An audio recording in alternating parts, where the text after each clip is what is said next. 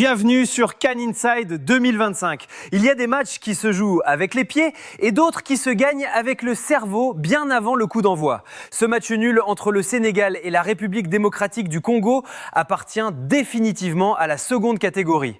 Si vous regardez les statistiques brutes, vous voyez une domination sénégalaise. Vous voyez la possession, vous voyez les passes réussies. Mais si vous regardez la vérité du terrain, vous voyez un guet-apens. Ce soir, nous n'avons pas assisté à une simple rencontre de phase de poule. Nous avons assisté à un duel psychologique et tactique d'une violence inouïe entre deux hommes sur les bancs de touche. Pape Thiaw, le nouveau visage du banc sénégalais, et Sébastien Desabre, l'architecte froid de la RDC. Pour comprendre ce qui s'est passé, il faut d'abord analyser le contexte tactique imposé par Pape Thiaw. Succéder à une légende est une tâche ingrate. Thiaw est arrivé avec une idée fixe, moderniser le jeu des Lions. Il veut plus de fluidité, plus de jeu intérieur, moins de dépendance au long ballon. Il veut que le Sénégal soit un protagoniste absolu, une équipe qui étouffe l'adversaire par sa maîtrise technique. Sur le papier, c'est séduisant. Sur le terrain, face à un renard comme Desabre, c'est risqué. Pourquoi ? Parce que Sébastien Desabre avait anticipé chaque mouvement de son jeune homologue. Il savait que Thiaw, pour asseoir sa légitimité, voudrait avoir le ballon. Il savait que l'ego tactique du Sénégalais le pousserait à jouer haut. Alors, la RDC a fait quelque chose de très difficile à accepter pour une équipe nationale fière. Elle a renoncé. Elle a renoncé à la possession. Elle a renoncé au territoire. Dès les premières minutes, le plan de la RDC s'est dessiné sous nos yeux, presque caricatural mais terriblement efficace. Les Léopards ont formé un bloc médian-bas, compact, resserré sur 30 mètres. Le message envoyé au Sénégal était clair, presque insolent. Tenez, prenez le ballon, faites-nous voir ce que vous savez faire quand il n'y a pas d'espace. C'est là que le piège s'est refermé. Le Sénégal de Pape Thiaw a commencé à faire tourner le ballon. De Koulibaly à Niakhaté, de Niakhaté à Gueye. Une circulation en U, périphérique, hypnotique. Le public sénégalais applaudissait cette maîtrise apparente, pensant voir une domination. En réalité, ils regardaient leur équipe s'endormir. Le Sénégal avait le contrôle du ballon, oui, mais il n'avait aucun contrôle sur le rythme du match. C'est la RDC qui, par son positionnement, dictait les zones où le Sénégal avait le droit de jouer. Et ces zones, c'était les côtés, loin, très loin de l'axe du but où se gagnent les matchs. Pape Thiaw, debout dans sa zone technique, a commencé à comprendre le problème après 20 minutes. On l'a vu gesticuler, demander à ses milieux de casser les lignes, de prendre des risques. Mais ces joueurs étaient tombés dans le confort de la passe facile. Ils étaient victimes de l'illusion de la domination. Ils pensaient que parce qu'ils avaient 65% de possession, le but allait tomber tout seul, comme un fruit mûr. C'est une erreur classique des équipes en transition, dirigées par des coachs qui veulent trop bien faire. Ils confondent la possession, l'outil, avec la dangerosité, l'objectif. Sébastien Desabre, lui, n'a pas bougé un sourcil. Son plan se déroulait sans accroc. Il était en train d'anesthésier le lion avec sa propre drogue, le ballon. Pour mesurer l'ampleur de la réussite tactique de la RDC, il ne faut pas regarder le ballon, il faut regarder Nicolas Jackson. L'attaquant de Chelsea arrivait dans ce match avec un statut, une forme étincelante et l'ambition de porter l'attaque du nouveau Sénégal. À la mi-temps, si on regarde sa heatmap, sa carte de chaleur, c'est effrayant. C'est le désert. Jackson n'a pas raté son match par manque d'envie, il a été effacé tactiquement. Comment Sébastien Desabre a-t-il réussi ce tour de force ? Il a compris une chose fondamentale sur le système de Pape Thiaw. Ce Sénégal veut passer par l'axe pour combiner, contrairement à l'ancien qui passait tout par les ailes. Alors Desabre a créé un entonnoir. La charnière centrale congolaise, impériale, autour de Chancel Mbemba, avait une consigne stricte, ne jamais sortir au pressing sur les milieux sénégalais, Gueye ou Camara. Jamais. Leur mission était de rester collé à Jackson, de lui fermer les lignes de passe verticales et de forcer le Sénégal à écarter le jeu sur les côtés. À chaque fois que le Sénégal tentait de trouver Jackson ou Mané dans les demi-espaces, ces zones précieuses entre les lignes, il y avait 3 maillots bleus qui se refermaient comme une plante carnivore. Le Sénégal s'est retrouvé piégé. Pape Thiaw, qui prône un jeu de combinaison rapide, s'est heurté à un mur de densité. Ses joueurs ont commencé à douter. On a vu Sadio Mané dézonner, redescendre très bas pour toucher le ballon, ce qui est exactement ce que voulait Desabre, éloigner le meilleur joueur sénégalais de la surface de réparation. Plus Mané touche le ballon loin du but, moins il est dangereux, c'est mathématique. Et c'est là que le nouveau Sénégal a montré ses limites actuelles. Face à ce verrou axial, ils n'ont pas su varier, ils n'ont pas su alterner avec du jeu long pour sauter le milieu, ni avec des dédoublements assez rapides sur les ailes pour étirer ce bloc compact. Ils ont continué à s'empaler dans l'entonnoir encore et encore. C'était une possession stérile, bureaucratique, une possession qui remplit les feuilles de stats mais qui ne fait pas trembler les filets. Sur le banc, on a vu Pape Thiaw discuter nerveusement avec ses adjoints. Il voyait bien que son plan A ne fonctionnait pas, que son équipe ronronnait. Mais face à un bloc aussi discipliné, aussi solidaire, changer de dynamique en cours de match demande une maturité collective que ce groupe en pleine transition n'a peut-être pas encore retrouvée. Pendant ce temps, Desabre observait. Il savait que le plus dur était fait, frustrait l'adversaire. Il savait que l'agacement allait mener à l'impatience et que l'impatience allait mener à l'erreur.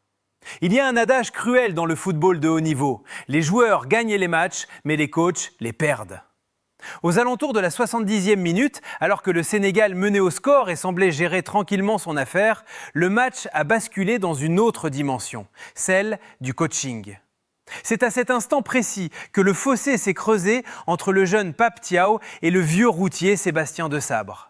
Observez la dynamique sur les bancs de touche. Côté Sénégal, on a senti une hésitation, presque une crispation. Pape Thiaw se retrouvait face au dilemme classique du coach qui mène 1-0. Faut-il enfoncer le clou pour mettre le deuxième but ou faut-il bétonner pour sécuriser le résultat ? Thiaw, peut-être écrasé par la pression de devoir absolument gagner pour ses débuts, a choisi inconsciemment la deuxième option. Ces changements ont envoyé un message de prudence. Il a cherché à densifier, à ralentir. Il a dit à son équipe, sans prononcer les mots, « reculez et tenez ». C'était une erreur psychologique majeure. En reculant, le Sénégal a offert le terrain à la RDC. Côté RDC, Sébastien Desabre n'attendait que ça. Il n'avait plus le choix, il n'avait plus rien à perdre. Son coup tactique a été d'une simplicité biblique mais dévastatrice. Il a fait entrer Fiston Mayele. Ce n'était pas juste un changement d'homme, c'était un changement de nature. Jusque-là, la défense sénégalaise, Koulibaly, Niakhaté, passait une soirée relativement tranquille face à des attaquants mobiles mais peu pesants physiquement. L'entrée de Mayele a tout changé. Soudain, ils ont eu un client, un vrai numéro 9, un déménageur, quelqu'un qui pèse sur les épaules, qui joue des coudes, qui fixe la charnière. Desabre est passé d'un plan de contre-attaque à un plan de siège. Il a ordonné de sauter le milieu de terrain et de viser la tête ou la poitrine de Mayele. La conséquence tactique a été immédiate. Le bloc sénégalais, déjà frileux, a reculé de 10 mètres supplémentaires pour ne pas laisser d'espace dans son dos. À la 85e minute, le but égalisateur n'est pas tombé du ciel. Il est la suite logique de ce recul. Sur l'action du but, regardez où se trouve la ligne de défense sénégalaise. Elle est dans les 6 mètres d'Edouard Mendy. Ils sont trop bas, ils subissent. Mayele, frais et affamé, profite d'un ballon qui traîne, ce genre de ballon qui sourit toujours à l'équipe qui ose, pour fusiller le gardien. À cet instant, Sébastien Desabre ne sourit même pas. Il sait qu'il vient de donner une leçon. Il a vu que Pape Thiaw avait peur de perdre. Et il a appuyé exactement sur cette peur. Le Sénégal a été puni non pas parce qu'il était moins fort, mais parce qu'à l'heure de vérité, son banc a choisi la sécurité alors que le banc d'en face choisissait la guerre. Ce match nul met en lumière une inquiétude structurelle, bien plus grave que la simple perte de 2 points. Il révèle que le Sénégal de Pape Thiaw est déjà lisible. Dans le football moderne, être fort ne suffit pas. Il faut être imprévisible. Or, ce soir, le Sénégal a joué une partition monocorde, connue de tous, sans jamais changer de rythme. Sébastien Desabre n'a pas eu besoin d'inventer le football pour contrer les Lions. Il a simplement regardé les vidéos, identifié les circuits préférentiels et posé des barbelés dessus. Le système de Thiaw, qui se veut moderne et basé sur la possession, a montré ses limites face à un bloc bas. Le problème, c'est que lorsque le plan A, trouvé des décalages par la passe courte, a échoué, il n'y a eu aucun plan B.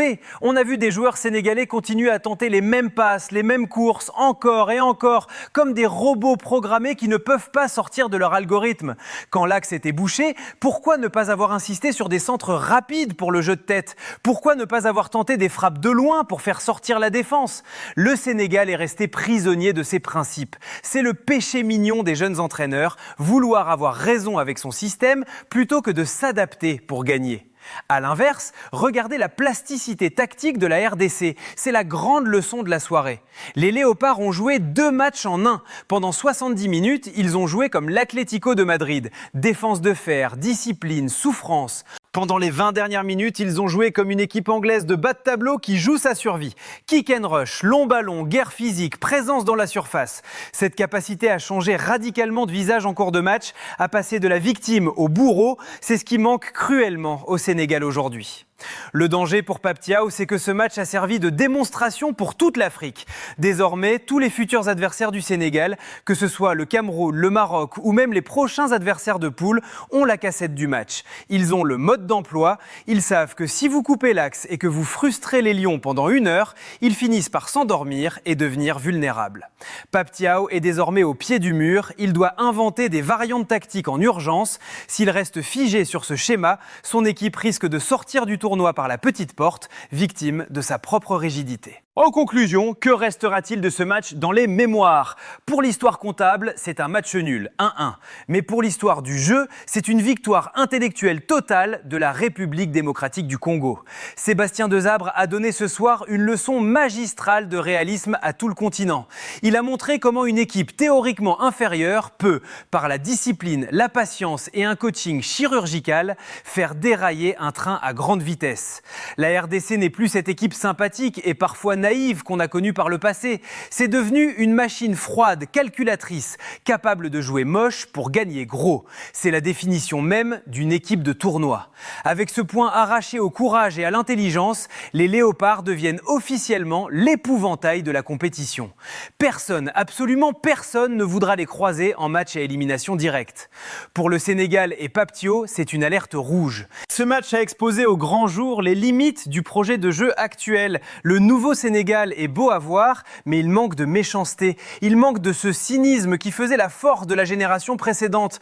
Pape Thiaw a appris ce soir que le métier de sélectionneur ne consiste pas seulement à mettre les meilleurs joueurs sur la feuille de match, il consiste à sentir le vent tourner, à savoir fermer un match quand on ne peut pas le tuer et à avoir un plan B quand l'adversaire vous prive de votre jouet. Les futurs adversaires du Sénégal ont pris des notes. Ils savent maintenant que si vous frustrez les Lions, ils finissent par s'énerver et perdre leur lucidité. Le match décisif qui arrive ne sera pas seulement une question de qualification. Ce sera un référendum sur la capacité de Pape Thiaw à apprendre vite, très vite. S'il ne corrige pas le tir, s'il ne trouve pas de variante tactique pour contourner les blocs bas, le rêve d'un nouveau sacre pourrait s'arrêter bien plus tôt que prévu. Ce groupe B, qu'on pensait promis à une promenade de santé des Lions, nous offre finalement le meilleur du football africain, l'incertitude.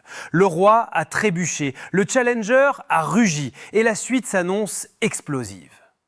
Dites-moi en commentaire votre verdict sur ce duel des coachs. Le stratège, quelle note sur 10 donnez-vous au plan de jeu de Sébastien Desabre ? Le coupable, Pape Thiaw est-il le premier responsable de ce nul ou est-ce la faillite des attaquants, Jackson Mané ? L'avenir, le Sénégal va-t-il se relever ou craignez-vous une élimination surprise ? Merci d'avoir suivi cette analyse tactique en profondeur sur Can Inside 2025. Ici, on ne regarde pas seulement le score, on regarde comment il a été construit. Abonnez-vous, activez la cloche et préparez-vous, la 3e journée va être irrespirable.